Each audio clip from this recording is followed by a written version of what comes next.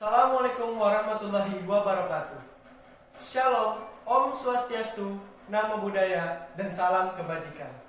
Tabe salamat lingu nalatai, salam sujud karende malempang, adil katalino bacuramin kasaruga, basengat kajubata, arus. Yang terhormat Bapak Kepala Dinas Pendidikan Kabupaten Kota Waringin Timur, yang terhormat Bapak Kepala SMA Negeri 1 Cempaka Kabupaten Kota Waringin Timur, yang terhormat Bapak Ibu Dewan Juri dan saudara sebangsa setanah air yang berbahagia. Bapak Ibu Dewan Juri, izinkanlah saya menyampaikan pidato yang berjudul Utopia Bangsa Indonesia. Istilah utopia diciptakan dalam bahasa Yunani yang berarti impian yang indah. Landasan utopia inilah yang dicita-citakan oleh pendiri bangsa kita, yaitu bangsa Indonesia. Bangsa kita merupakan bangsa yang dibangun di atas fondasi utopia para founding father atau pendiri bangsa Indonesia.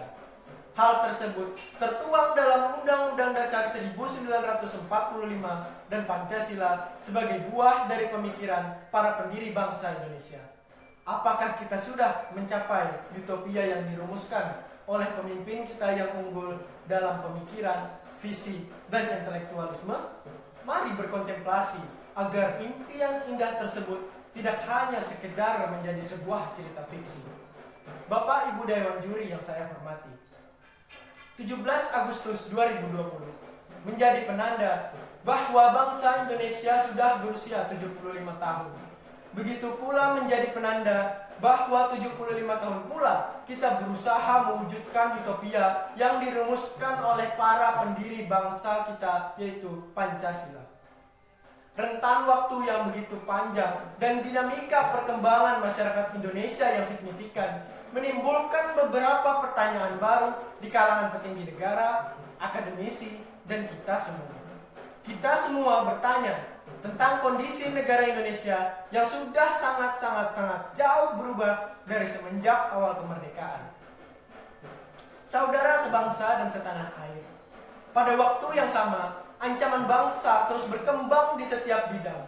Ada ancaman ekstremisme, korupsi yang merajai birokrasi di negeri ini, kedaulatan Natuna yang diancam oleh Cina, ekonomi yang menyelami dalamnya resesi di tengah pandemi, dan masih banyak hal lain lagi yang mengganggu kedaulatan atau kemerdekaan negeri ini.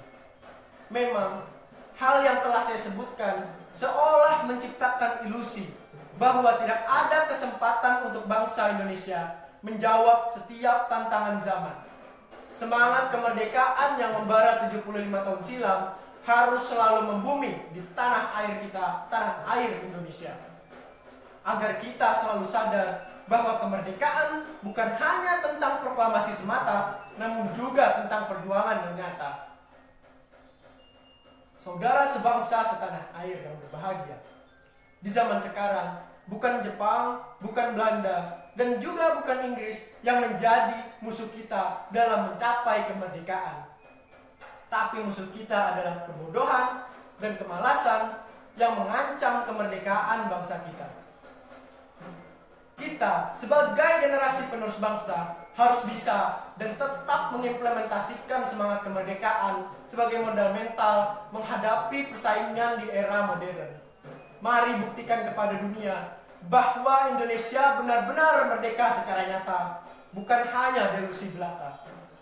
Saudara sebangsa dan setanah air yang berbahagia, kita tidak akan bisa selamanya merasa merdeka jika hanya terlena menikmati senja. Kita harus menyalakan motivasi semangat kemerdekaan untuk bangkit dan terus berlari untuk meraih utopia bangsa kita. Dan hanya semangat kemerdekaan yang dipikul oleh perasaan keadilan dan kemanusiaan yang dapat mengantarkan kita maju ke dalam sejarah dunia. Selamat ulang tahun bangsaku yang ke-75, Dirgahayu Republik Indonesia. Maju bangsaku, jaya negeriku. Demikianlah, mohon maaf apabila ada salah kata dan kekurangan. Wabillahi taufik wal hidayah. Wassalamualaikum warahmatullahi wabarakatuh.